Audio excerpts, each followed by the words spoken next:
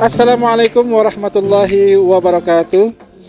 Selamat siang para pemirsa YouTube Darul Hijrah Putri. Bertemu kita di podcast Ruang Ustadz Ustadzah. Di podcast ini kita akan membahas berbagai macam hal yang berhubungan dengan keilmuan bersama para pakar dan para ahli di bidangnya masing-masing yang terdiri dari para asatid dan ustadzat di Pondok Pesantren Darul Hijrah Putri. Mudah-mudahan podcast ini dapat memberikan kita wawasan yang lebih luas, memberikan kita pengetahuan dan informasi yang lebih banyak lagi buat kita semua. Ya.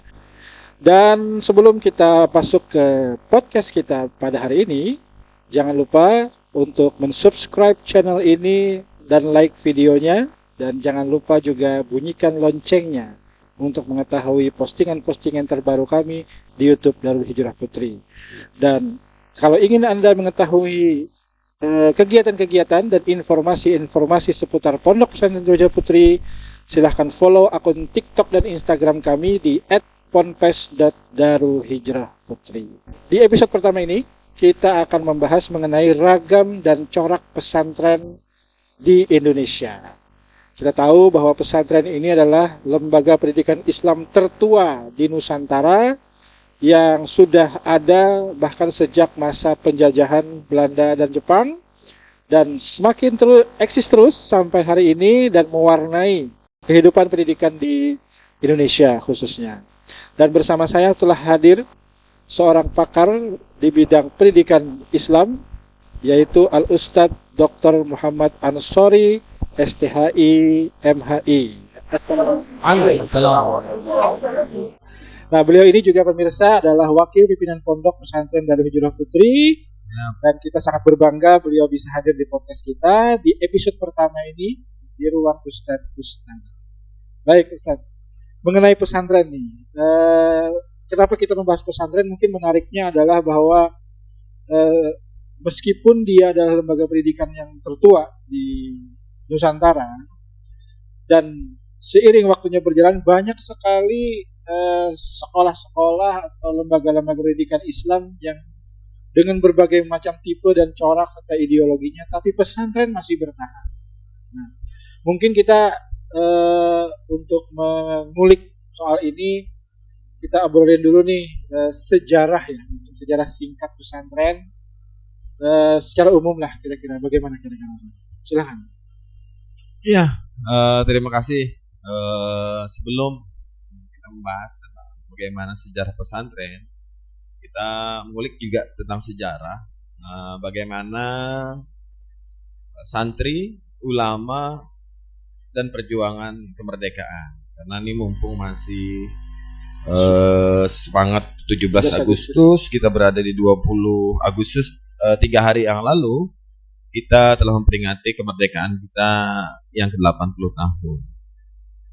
Dari sumbangsi perjuangan berbagai lini masyarakat di Indonesia, ada satu kelompok masyarakat yang turut juga berjuang memperjuangkan kemerdekaan Republik Indonesia ini. Salah satu adalah kalangan santri dan para ulama.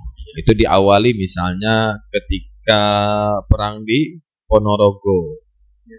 Nah, di mana itu para santri, para ulama dari seluruh Pulau Jawa itu berperang melawan penjajah.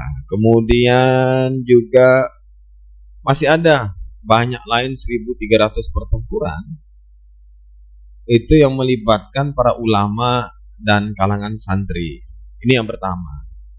Yang kedua, kita perlu juga mengulik sejarah.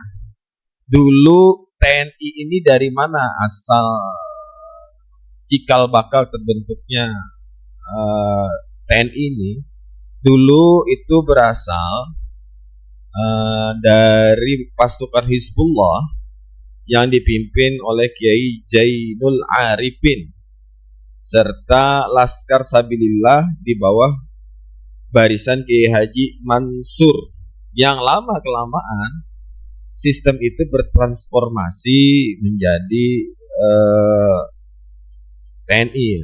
Nah, itu digagas pembentukan pasukan barisan-barisan Hizbullah itu dari kalangan santri ulama. Yang mana pasukan-pasukan awalnya adalah kalangan santri yang mukim di tempat kiai-kiainya. Dan yang ketiga, kita mengenal dengan resolusi jihad. Nah, jadi ada 3 patron sejarah yang kalangan santri harus paham betul bagaimana kita kalangan santri ulama ini juga berjuang memerdekakan negara Republik Indonesia ini. Nah, kalau dari sejarah secara umum, di sejarah-sejarah pesantren itu diawali oleh seorang kiai yang mempunyai latar belakang keilmuan yang banyak.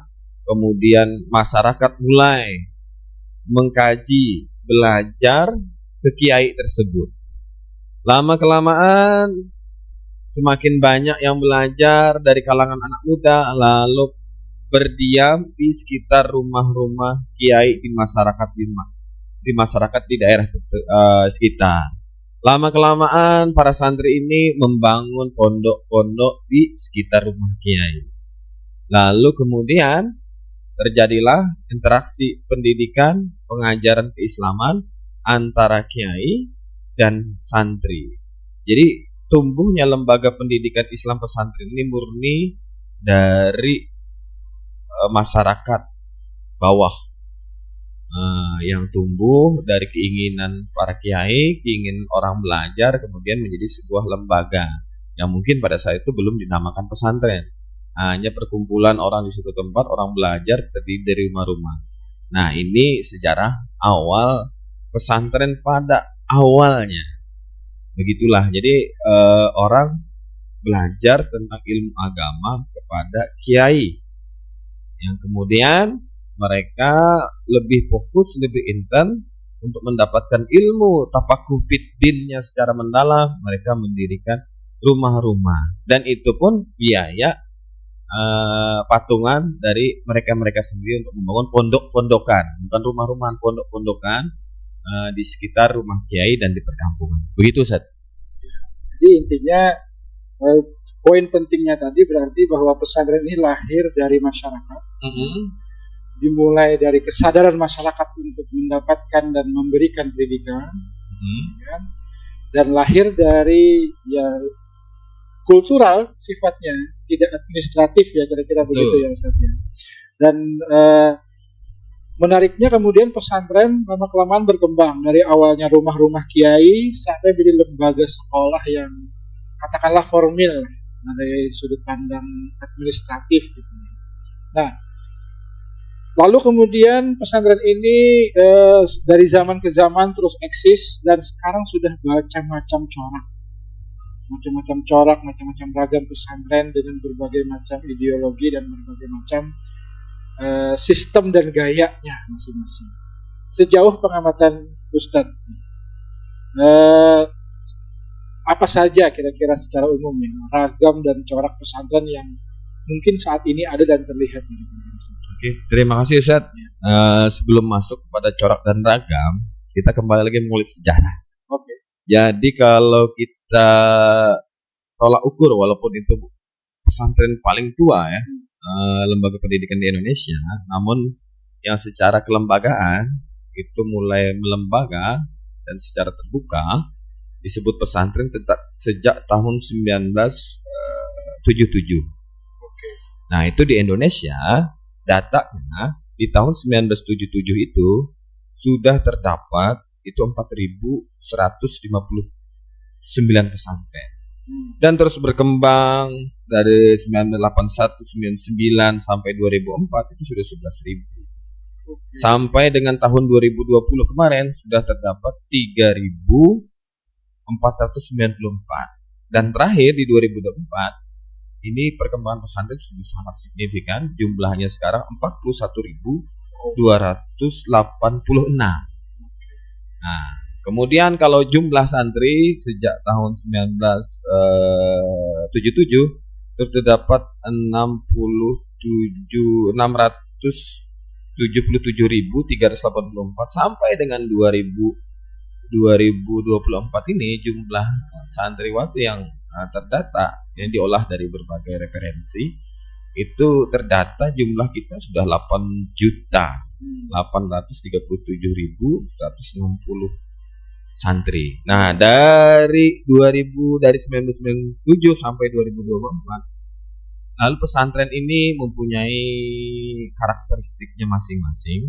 Kalau kita baca tentang buku-buku pesantren itu dulunya diklasifikasikan kepada 3. Salafiyah dalam artian klasik, kemudian Isyriyah dikatakan modern, dan yang ketiga, kategori ketiga itu kombinasi antara Isyriyah dan Salafiyah. Nah, ini teori yang berjalan sudah cukup lama yang dianut oleh ketika para peneliti, para pengkaji pesantren. Namun seiring dengan Undang-Undang 8 2019 tentang pesantren, nah klasifikasi pesantren menjadi 3. Yang pertama adalah pesantren yang menyelenggarakan kitab kuning, full kitab kuning. Jadi dalam artian naik kelasnya, kurikulumnya berdasarkan fase kitab. Nah, metodenya adalah sorogan pengajian, mendengarkan guru, kiai berbicara. Nah, ini tipe pertama di undang-undang itu, di pasal 5 gitu, keliru. Kemudian kategori kedua yaitu pondok pesantren yang menyelenggarakan pendidikan pola muallimin. Nah, termasuk di sana adalah konsep muadalah.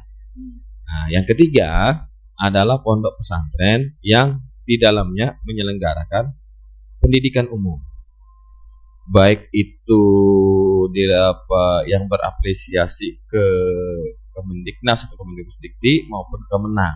Jadi di pesantren itu ada lembaganya, ada MTS, ada MA, ada SMP, ada SMA atau SMK. Nah, jadi 3 ini yang dikategorikan sebagai pondok pesantren sebagaimana ketentuan di Undang-Undang tentang pesantren. Ini corak yang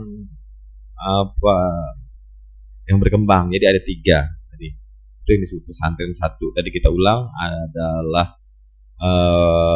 yang menyelenggarakan kitab kuning, yang kedua adalah pola muallimin, dan yang ketiga adalah integrasi. Di pesantren ada lembaga pendidikan, dan ini sampai saat ini terus berkembang berdasarkan karakteristik kelembagaannya. Kalau corak ideologinya ya kita tahu banyak. Pesantren ini terkadang orang mengatakan ideologi pesantren itu tergantung dari ideologi sang kiai. Mazhab pesantren itu tergantung dari mazhab para kiainya. Namun ya corak apapun itulah menjadi kekhasan dan karakteristik dari pesantren yang tidak bisa diseragamkan satu dengan yang lainnya. Dulu pada tahun 2016-2017 itu Kementerian Pendidikan pernah menyelenggarakan satu program namanya SBP, Sekolah Berbasis Pesantren. Nah, pada saat itu kita termasuk dan peserta dalam kegiatan itu dari seluruh pesantren di Indonesia yang hampir menjadi anggota pada saat itu 300. Kita mengedepankan membicarakan tentang karakteristik semua pesantren. Akhirnya disimpulkan setiap pesantren has a value, setiap pesantren has milieu, setiap pesantren have the culture hanya masing-masing yang tidak bisa diseragamkan satu dengan yang lainnya. Karakteristik itulah yang menjadi ciri khas setiap pesantren yang berbeda dengan pesantren-pesantren lainnya. Terima kasih. Oke, baik. Nah, tadi menarik sebenarnya yang diungkap oleh Pak Dokter ya, Ustadz Dokter kita, bahwa pesantren itu sekarang juga ada jenis yang tidak hanya mengajarkan kitab kuning, tetapi yang bercampur antara pengajaran kitab kuning, katakanlah pola-pola salafiyah dengan pembelajaran umum. Ada lembaga sekolahnya di sana, di dalam pesantren itu. Nah, jika pesantren seperti ini jika dibandingkan dengan mohon maaf misalnya dengan sekolah-sekolah Islam, apakah ada keunikan tersendiri dari sebuah pesantren sehingga sekolah itu atau lembaga itu bisa dikatakan pesantren ketika dibandingkan dengan sekolah Islam? Karena kan sekolah Islam itu juga sudah banyak yang selain mengajari pelajaran agama juga mengajar umum gitu. Nah, jadi apa yang menjadi keunikan pesantren di situ jika dibandingkan dengan sekolah-sekolah Islam? Ketika apa keunikan pesantren, lalu kita merujuk pada arkanul pesantren. Iya. Nah, jadi itu yang membedakan apa itu pesantren, apa itu sekolah Islam, apa itu sistem boarding school. Ya. Jadi pembedanya itu di pemenuhan arkanul pesantren. Arkanul awal, rukun yang pertama, adanya kiai dan pengasuh. Itu rukun pertama. Jadi pesantren itu harus ada kiai dan pengasuhnya sebagai figur yang mengayomi, menjaga, mendidik, membina, mengarahkan, mendampingi, mengawasi, mengevaluasi kegiatan pendidikan dan pembelajaran santri di pesantren. Arkanus Tsani, adanya santri. Ya. Nah, dan mereka wajib mukim. Oke. Nah, jadi itu yang rukun kedua dari pesantren. Yang ketiga, adanya asrama. Asrama ini tempat santri tadi bermukim. Yang keempat, ada masjid atau musola sebagai tempat inti kegiatan santri. Dan yang terakhir, rukun kelima, adanya pendidikan pesantren keislaman termasuk di dalamnya pengkajian kitab kuning. Nah, jadi apabila rukun 5 itu ada, maka itu disebut pesantren. Kalau salah satu rukunnya tidak ada, maka tidak lengkaplah syaratnya. Nah, maka tidak disebut dengan pondok pesantren. Sekolah Islami banyak. Nah, tapi mereka tidak memenuhi salah satu rukun ini. Salah satunya asrama oke. Tapi figur kiai, nah ini tidak ada. Betul. Nah, itu biasa. Nah, ini tadi yang sebenarnya menarik juga. Jadi yang dimaksud kiai bukan sekedar kepala sekolah. Iya. Jadi yang dimaksud kiai itu bukan sekedar kepala sekolah dalam artian dia mengepalai kegiatan pendidikan, tapi juga langsung turun bersama santri, ikut hidup bersama santri, begitulah kira-kira. Gitu ya kira-kira saja. Siap, itu dia. Ya, nah, jadi kita sudah tahu nih berbagai macam cara, ragam dan corak pesantren di Indonesia khususnya. Nah, karena ini macam-macam coraknya kan tentu menjadi banyak pilihan bagi para masyarakatnya.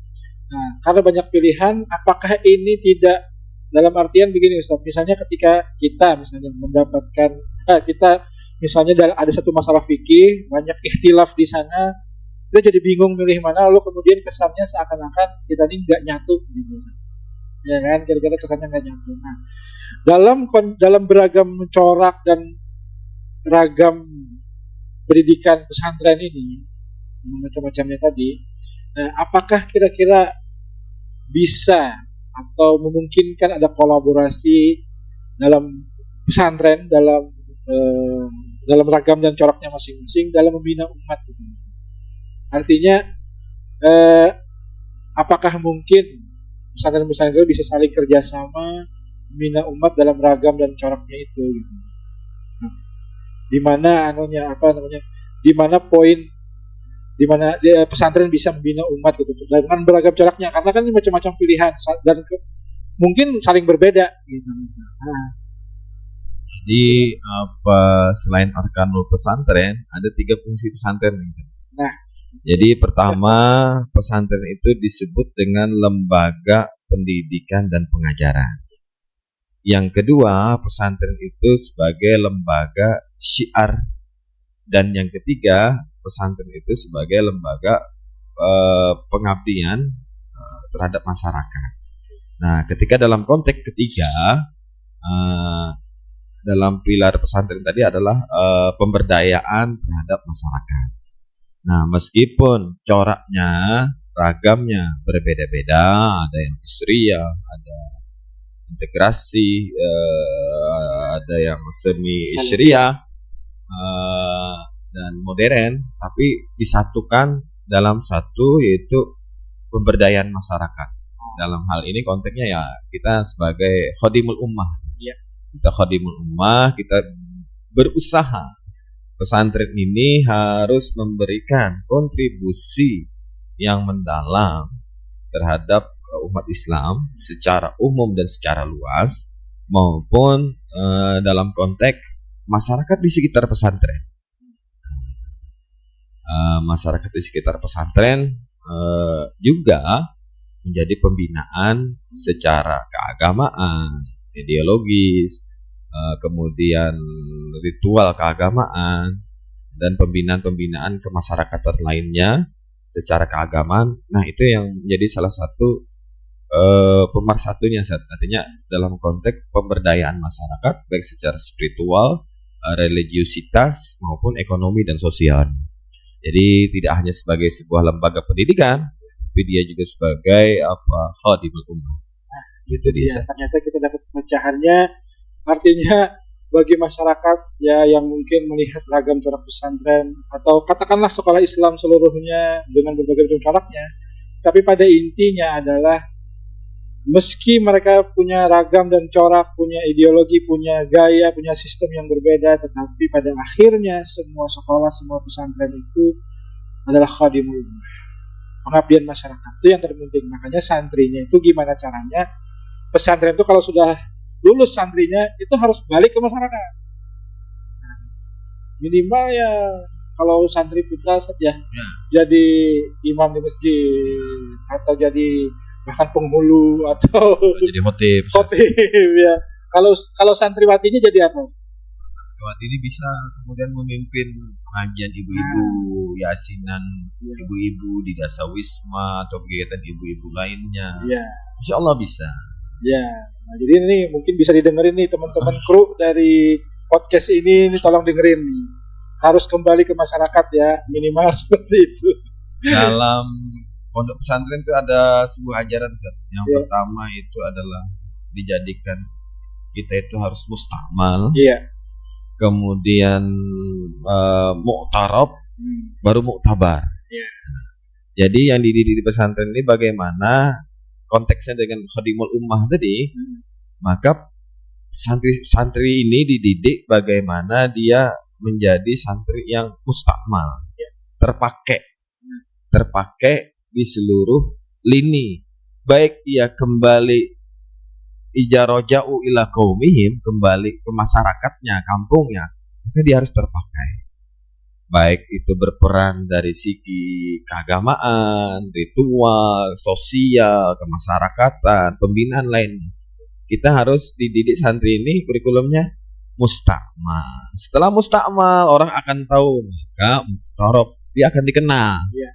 Oh itu santri, masya Allah, tabarakallah, itu santriwati, berkontribusi, mendidik umat, mengajarin segala sesuatu. Dan yang ketiga baru muktabar, Ustaz. Jadi itu makomat ya, Ustaz, dalam tasawufnya. Jadi mustakmal, muktabar dan muktabar. Jadi kita harus berupaya mustakmalnya. Makanya kurikulum-kurikulum di pondok pesantren ini diarahkan bagaimana ketika dia pulang ila qaumihim, ila qaryatihim, ila biladihim, mereka menjadi orang-orang yang bisa berkontribusi ampa'ahum linnas. Iya. Yang paling minim, Ustaz, mengajar ngaji satu orang tidak apa-apa. Iya. Itu suatu kebanggaan. Iya. Jadi katanya sebaik-baik kamu khairukum man ta'allama al-Qur'an wa 'allam. Luar biasa itu. Oke, Ustaz, pertanyaan selanjutnya nih, Ustaz. Nah, sekali lagi mengenai nasib pesantren nih. Kita sekarang bicara soal nasib pesantren di tengah ramainya lembaga pendidikan Islam yang bukan hanya pesantren, juga sekolah Islam. Ada sekolah Islam boarding school yang juga tadi ada asramanya. Terus juga ada SMA atau SMA Islam atau SMP Islam atau apalah sekolah Islam yang berstandar internasional misalnya. Nah, kira-kira menurut antum bagaimana nasib pesantren di tengah ramainya khazanah lah, bisa kita sebut khazanah pendidikan Islam saat ini? Baik, Seth. Ketika bagaimana pesantren di tengah khazanah pendidikan Islam yang begitu banyak, tentunya pesantren ini insya Allah tetap eksis. Dari dulunya sebagai lembaga pendidikan tertua sampai sekarang pun dia akan tetap eksis, meskipun khazanah keilmuan, tawaran format model tentang lembaga pendidikan itu semakin banyak, itu semakin menunjukkan bahwa pola pendidikan, sistem pendidikan keislaman kita ini semakin meningkat. Iya. Dalam konteks ini kita akan bersaing secara fastabiqul khairat. Namun namanya pesantren, insya Allah kalau berdasarkan ketentuan Undang-Undang 8 2019 itu tentang pesantren, nah setidaknya pemerintah itu akan menjaga eksistensi pesantren. Apa saja? Yang pertama itu rekognisi, pengakuan. Perjuangan pesantren ini cukup lama. Sampai dengan di 2019 baru pesantren ini mendapat rekognisi dari pemerintah, baik itu ijazahnya, lembaga pendidikannya, kemudian bantuan-bantuan lainnya itu terdapat di Undang-Undang Pesantren. Dan Undang-Undang Pesantren ini juga menjaga kekhasan pesantren, bukan penyeragaman. Jadi insya Allah dengan adanya Undang-Undang Pesantren ini itu malah menjadikan pesantren itu semakin eksis. Kenapa? Karena dia mendapatkan rekognisi secara kelembagaan, sistem pembelajaran dan segala macam. Kalau dulu kalau kita mau masuk perguruan tinggi hanya pesantren-pesantren tertentu yang bisa saja. Sekarang baik itu muadalah, muallimin, dari kitab kuning, salafiyah itu bisa semua masuk kampus. Itu suatu rekognisi yang sangat luar biasa pemerintah. Artinya lembaga pesantren ini tidak lagi sebagai anak tiri dari sistem pendidikan Indonesia, karena dia sudah dimasukkan dalam undang-undang. Insya Allah pesantren ini akan tetap eksis. Namun setiap pesantren tentunya harus mempertahankan kekhasannya. Arkannya tetap pilarnya itu harus tetap dijaga, tidak boleh dirubah, karena itulah arkan. Ketika rukunnya hilang maka la yuqal annahu pesantren. Jadi itu arkannya tetap dijaga dan kekhasan setiap pesantren itu tetap dipertahankan. Makanya dalam istilah pesantren itu biasanya apa sih? Al-muhafazah al-qadimis shalih wal akhdhu bi jadidil asl. Nilai-nilai pondasi kepesantrenan itu tetap dipertahankan. Boleh kita kemudian mengadopsi hal-hal tertentu. Nah, al-akhdhu bi jadidil asl boleh saja, tapi tidak merubah secara radikal format pesantren dan sistem pesantren tersebut. Nah, itu banyak juga di lembaga-lembaga lain ya, pesantren-pesantren melihat perkembangan zaman yang sangat luar biasa, dirubah sistemnya, dirubah formatnya, dirubah ketentuannya sehingga tidak lagi disebut pesantren. Nah, maka itu hilanglah penamaan pesantrennya. Kenapa? Karena 5 rukun tadi harus sempurna. Oke, siap. Jadi bukan 5 sehat 5 sempurna. Iya. Oke, pertanyaan terakhir banget nih. Apa harapan Anda kira-kira di masa depan itu pesantrennya akan jadi seperti apa? Dalam bayangan Pian. Oke, tadi kembali kepada kaidah tadi, al-muhafazah bi qadimis shalih wal akhdhu bi jadidil asl. Nilai-nilai pendidikannya, pengajarannya, sistemnya, kaderisasinya, pendidikan kepesantren itu tetap dipertahankan. Sementara zaman terus berkembang. Kita tidak boleh juga kemudian mengabaikan zaman, mengabaikan perkembangan zaman yang begitu pesat. Maka al-akhdhu-nya ini adalah segala sesuatu yang dalam konteks kemajuan zaman, teknologi ini tetap diadopsi, kemudian diramu ke dunia pesantren, sehingga pesantren santri-santri kita ketika keluar dia akan mampu eksis dalam kemajuan zaman, tidak menjadi santri yang gaptek, gaptek teknologi, gaptek perkembangan kemajuan apa yang sekarang artificial intelligence. Kita tidak merubah sistem, kita hanya menambahkan sejumlah kurikulum tambahan untuk santriwati ini bisa hidup di zamannya. Karena kalau nggak salah ingat perkataan Sidina Ali ya, didiklah anakmu sesuai zamannya. Zaman kami adalah zaman, kalau kita digenerasikan secara ketentuan set ini generasi milenial karena kelahiran tahun 80. Zamannya berbeda, konsepnya berbeda. Santri-santri sekarang disebut dengan generasi apa ya? Generasi Z. Alpha, yang mana dari SD-nya sudah sangat luar biasa dengan teknologi. Namun teknologi apapun, tapi basicnya tetap pendidikan, keimanan, ketakwaan, keislaman, adab, dan khuluq. Nah, itu jadi inti pesantren. Jadi pesantren itu dididik 4. Pertama, dididik ilmunya. Kedua, dididik akhlaknya. Ketiga, dididik ubudiyahnya. Keempat, dididik adabnya. Zaman apapun, kemajuan apapun, dengan modal 4 ini insyaallah santriwati akan bisa terus berkembang. Terima kasih. Mudah-mudahan ini juga menjadi semacam pemikiran agar kedepannya pesantren tetap eksis dan mudah-mudahan tetap juga semakin maju dan bisa mengikuti zaman yang cepat berubah. Dan kita doakan mudah-mudahan juga lembaga pesantren yang beliau pimpin, yaitu Pondok Pesantren Darul Hijrah Putri, bisa tetap terus melayani umat dalam hal memberikan pendidikan kepada generasi muda muslimah. Insyaallah, mohon doanya. Baik, itu saja kira-kira perbincangan. Terima kasih Ustadz Dr. Muhammad Ansari yang sudah hadir di podcast kami, dan ini episode pertama loh Ustadz. Jadi ini menjadi pionir. Siap. Episode pertama ini apa kata istilah di iklan itu, kesan pertama harus menggoda. Kalau sudah ini keserah Anda. Masya Allah. Dan ini menggoda sekali ya. Insyaallah. Mudah-mudahan kita juga akan hadir dengan episode-episode selanjutnya yang membahas mengenai perbincangan yang lebih menarik lagi, seru lagi, yang berhubungan dengan keilmuan dan keislaman. Begitulah kira-kira. Nah, untuk ini kami terima kasih kepada pemirsa yang sudah mengikuti kami di video ini, dan jangan lupa untuk mengikuti informasi dan